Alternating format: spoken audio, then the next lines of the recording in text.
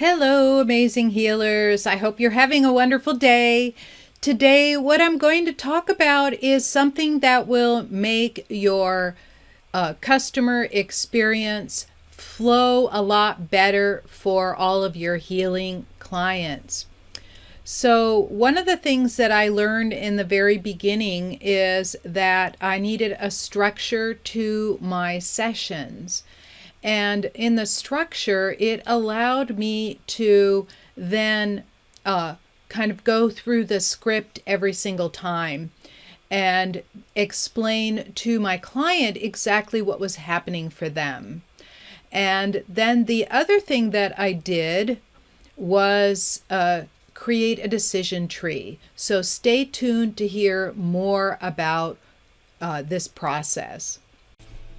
After interviewing hundreds of amazing healers like you on my podcast, I discovered their biggest challenges include not knowing where to get started to build their healing practice, build their practice so they can attract a stable income to support themselves, and that their advertising efforts seem like a waste of time and money. I had these same frustrations during my 30-year healing history. When I finally retired as a physics professor, I needed to replace my six-figure salary fast. As a highly sensitive introvert, I couldn't use typical sales techniques. Instead, I developed a 3-step system that replaced my income within 5 months. I've helped others develop their successful healing businesses with this system, and I can help you too. I'm Dr. Anastasia Chopelas. Listen in to discover more. Welcome back. I'm so glad you're here with me. This is Dr. Anastasia Chopelas, and today I want to show you how to improve your customer experience. A lot of clients, a lot of healing clients that come to me have never ever worked with an energy healer or alternative methods. And so having them be involved in the process in a way where you can explain to them exactly what's going on without getting into the technical details really improves their healing experience and helps them understand what is happening with them. So one of the things that's really important was to help create a decision tree. And what I mean by decision tree is when they first come in, as you have first greeted them and asked them what's happening, is to also go through your process to help you and them understand exactly what's happening with them. So when I do a reading, I ask, my own personal way of doing it is that I first start asking questions that are related to anything spiritual. For example, is there a past life influence? Is there some sort of DNA influence? Is there something off in the spiritual body? Are there spirits and entities affecting them? Are their ancestors affecting them? Something that has to do with the being that they are, their spirit that is occupying that physical body, right? So now you have a good idea of where that could go. And then the next step for me, because I do like basically holistic, if you are only working in the emotional realm, right? Like you are an emotion code practitioner, for example, or you have a background in psychology, or you have some sort of background doing some sort of alternative emotional release, relationships, and so on, then I would start asking, is there something going on with them emotionally? And where is it located in the body, right? So now you can see that you can create a decision tree. And as you are going through the decision tree, you're telling them what you're doing at the moment without getting into great details.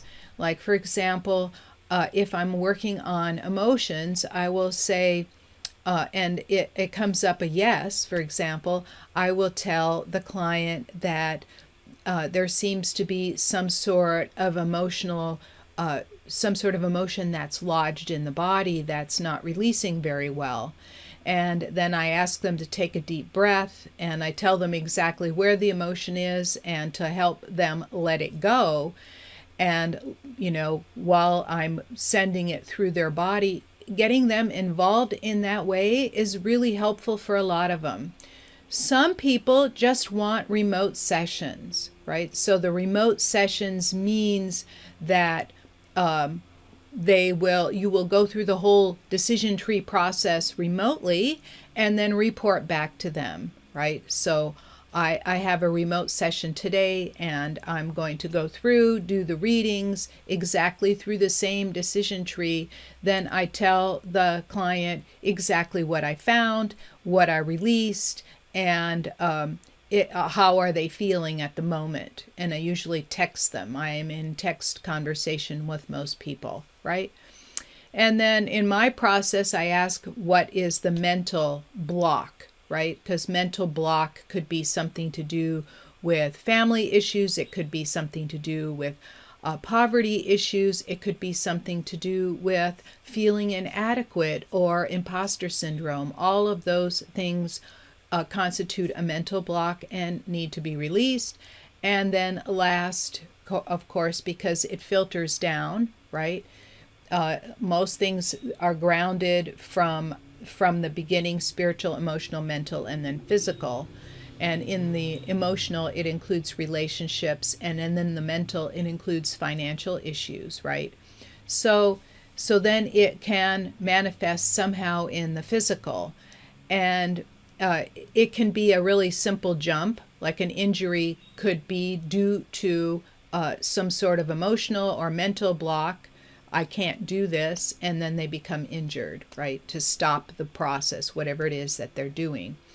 So having this simple process like this really, really helps them understand what it is you're doing, them feeling well cared for, them understanding how your process works and why it works, right? And then when you come to the physical, of course, you're going to probe the whole body.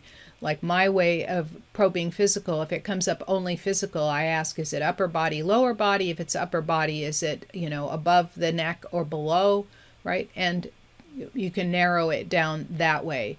Sometimes I just get an image immediately, and sometimes not, right? It just depends on where I'm at too, right?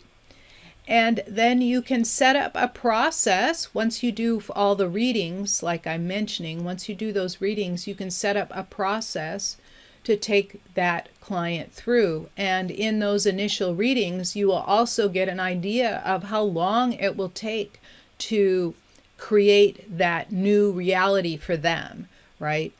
In my experience, it's usually about a 3-month period. It doesn't necessarily take 13 weeks of sessions. It can be that they have 2 sessions and then you have a couple or 3 checkup sessions, as long as you follow up through the 3rd month.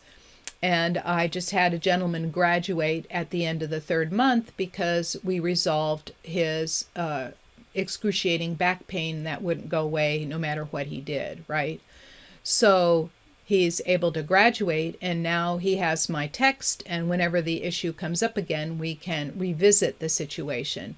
But we went through a few sessions, and then I did follow-up sessions. I don't charge for the follow-up sessions because they're usually 5 to 10 minutes, checking how things are going and so on. And if there's any tune-up, I just do a quick tune-up, and then we're done, right?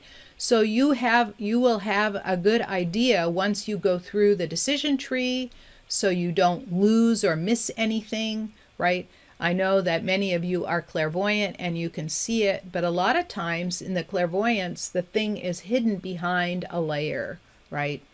And this is a way of discovering the layers for you. It depends on your process. If you're a masseuse, for example, and you work energetically, that's also going to be really similar. I went through a shiatsu massage. I was the final exam for somebody, And she discovered things in layers, right? She moved energy in layers. So she would start with one meridian and then just worked her way through all the rest of them.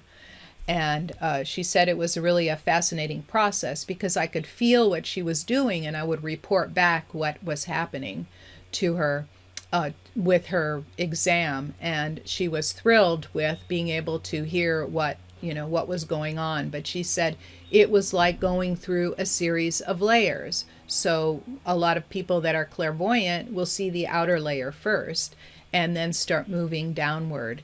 And I am not clairvoyant. I am more clairaudient and clairsentient, meaning I feel things. I feel what's going on in your body. And I also hear the message, like the words. And sometimes I'll see it too, right? We all have all of the abilities. It's just one of them is stronger, right? And so in having that process, right, you will also have ways that you can talk with your clients that is empowering. Some of them come on and they start complaining immediately, right? Oh, this hurts and I don't feel good and my relationship is crap, and they keep going on with a lot of complaining. So what I like to do is to get them to think in ways that are empowering by telling them, look, you are a really powerful person. You can manifest the life of your dreams. And this is the first step, right? And I can also get them to imagine what a successful healing for them will look like, right?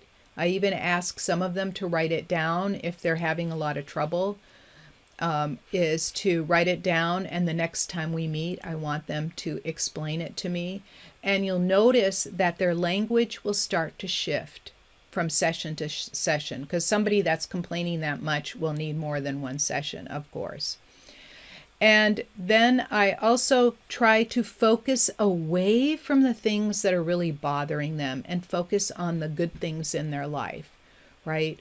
So I'll get them to talk about whatever helps create joy for them, whether they're drawing and painting, or whether it's their children, whether it is where they live, or someplace they visited. And I'll ask a lot of questions to help elicit this. And then instead of giving them orders, like you must do this and you should do that, I don't should on people, right? You must do this and you must do that. These are all things just to consider, right? Is that you appeal to them, giving them choices, right? So I can say, well, you can do this, or you can do that, or you can do nothing, right? I give them two choices of ways to help them. And of course, there's always the same thing. You always have three choices: do nothing, do it yourself, or do it the fast way, right? And so that's what's really helpful. And I will say, what would you like? With one particular client, she came in and she was telling me about all her Kundalini meditation and Kundalini energy, whatever she was doing, yoga, and how she liked to be astral traveling and out of her body. And when I saw her, like as somebody I knew in person, when I saw her, she kept losing more and more weight till she was just skin and bones.